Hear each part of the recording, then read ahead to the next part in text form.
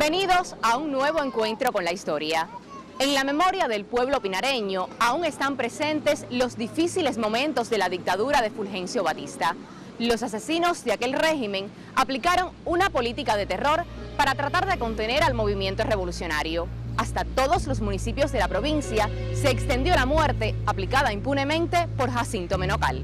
Durante el segundo semestre del año 1958, la situación política en Vuelta Abajo se complicó aceleradamente. El movimiento opositor a la tiranía se generalizó.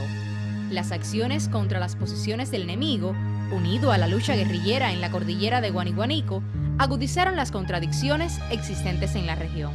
Por eso Batista decide reforzar militarmente la provincia y dar bandera abierta a los oficiales que tenía en la zona. Con el fin de combatir la pujante insurrección, envió al comandante Jacinto Menocal, a quien le otorgó poderes excepcionales dentro del ejército. Menocal se había destacado al frente de la Plaza de Bauta en La Habana, donde realizó tenebrosos servicios en defensa de la dictadura con numerosos asesinatos. Por tales méritos fue ascendido al grado de comandante y, confiando en sus dotes de oficial, le concedió la misión de combatir a los revolucionarios vueltabajeros. La formación militar de Menocal era una formación militar de escuela. Era una gente sumamente estudiado, pero un asesino en potencia. Menocal se trató de justiciar en La Habana y salió ileso de un atentado que le hicieron las células del 26. Así va trasladándose hasta que llega a ubicarse en Pinar del Río a cometer los hechos que cometió. Menocal estableció su cuartel general en San Cristóbal. Aquí diseñó toda una estrategia represiva auxiliada de personas sin escrúpulos que lo seguían incondicionalmente. Batista consideró que la retaguardia en Pinar del Río estaba segura. Un grupo de agentes, oficiales del ejército y la policía, fueron destinados para perseguir al movimiento revolucionario. Ellos, en la práctica, debían subordinarse a Menocal. Esa facultad le concedió a este asesino más poder incluso por encima de otros altos jefes militares asentados en Pinar del Río. Él no les rendía cuentas y los podía emplazar si no lo apoyaban en sus planes represivos. Muchos de esos oficiales tenían temor de Menocal por la autoridad a él concedida y los rasgos de su personalidad.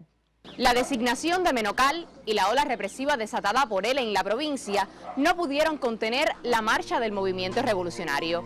Las acciones de sus esbirros no frenaron el apoyo del pueblo a las diferentes organizaciones opositoras presentes en la provincia. La presencia de Jacinto Menocal se hizo sentir rápidamente. No tuvo compasión con nadie. Aquellos que salvaron por milagro la vida conocieron de cerca los sentimientos y métodos de aquel personaje. Nos encontramos en estos momentos en el patio donde antiguamente fue un cuartel, hoy convertido en escuela. En el lateral tenemos donde se encontraban los dormitorios de los soldados. Era ese precisamente el pasillo donde se tiraban los cuerpos de los torturados después de las acciones que llevó a cabo Menocal en este cuartel. En la zona de atrás de la escuela se encuentra un calabozo que fue precisamente donde se torturaba a estos revolucionarios.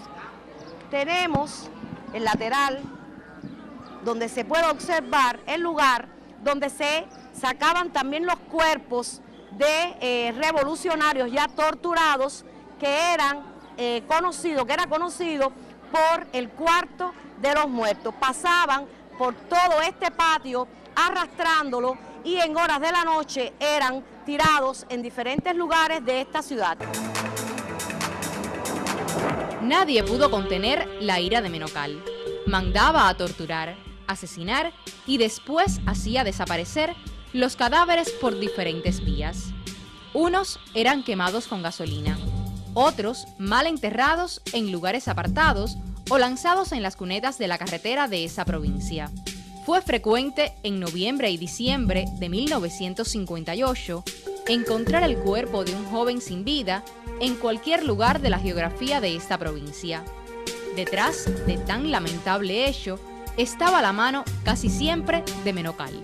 Fui torturado fuertemente. Mi padre, como se puede apreciar en fotos, bueno, hasta las uñas le sacaron, lo destrozaron totalmente.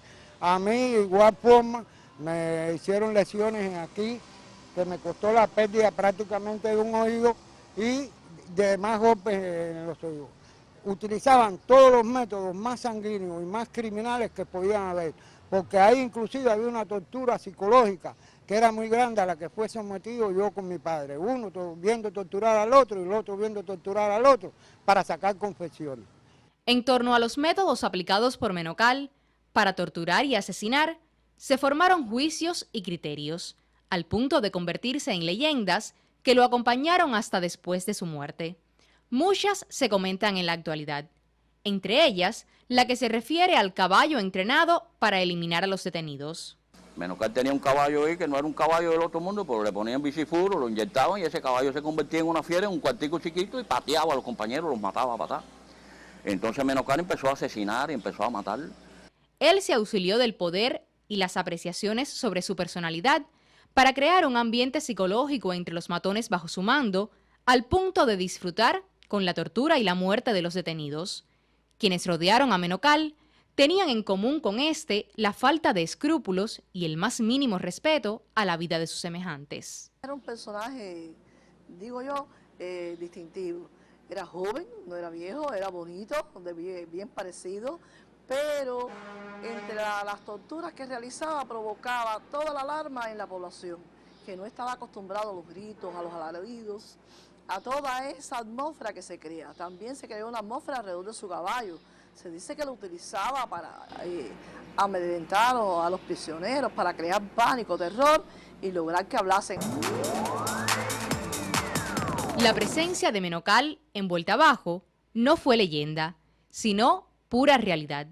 Miles de personas fueron testigos de sus barbaridades y más de 100 individuos fueron asesinados impunemente. Esos datos constan en las actas de los juicios realizados al triunfar la revolución y el hallazgo de los cuerpos diseminados por la provincia.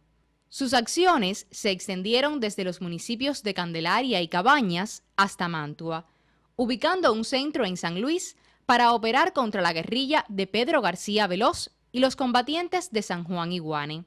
En San Cristóbal y los municipios aledaños, los hechos fueron dramáticos. En una sola noche aparecieron 23 jóvenes campesinos ahorcados y fue insólita la forma en que corrieron la misma suerte dos retrasados mentales. Los vecinos del cuartel escuchaban diariamente los gritos de dolor de los torturados aquí. Las acciones de este personaje no solo se concentraron en los poblados y la llanura. En la serranía entre los Palacios y Candelaria se cometieron crímenes en los cuales las víctimas eran enterradas o tiradas en cuevas. Prueba de ello fue el hallazgo de 13 cadáveres en esa región, además de otros encontrados en La Palma y en El Toro, municipio de Los Palacios. Para realizar los atropellos, Menocal se auxilió de una pandilla de elementos sin escrúpulos que lo acompañaron en cada una de sus fechorías. Ningún asesino actúa solo, eso es un principio. Siempre tendrá un grupo de hombres que lo sigan, en este caso reducido. ¿Por qué reducido? Para que no conozcan de sus fechorías, que fueron múltiples. Se nombran algunos, por ejemplo, que están recogidos en la bohemia esa famosa del año 59, el tercer número, Vigovita, Del Cristo, Cheo, Tiburón, Milián y otros, que realmente se convirtieron en verdaderos asesinos. No lo eran hasta su momento, sin embargo se convirtieron en verdaderos asesinos por la cantidad de campesinos, de inocentes que asesinaron en esa etapa. Ante la justicia revolucionaria, cada uno de aquellos tenebrosos personajes se derrumbó, transformados entre lamentos, mentiras y el temor al fusilamiento que les correspondió por los delitos cometidos.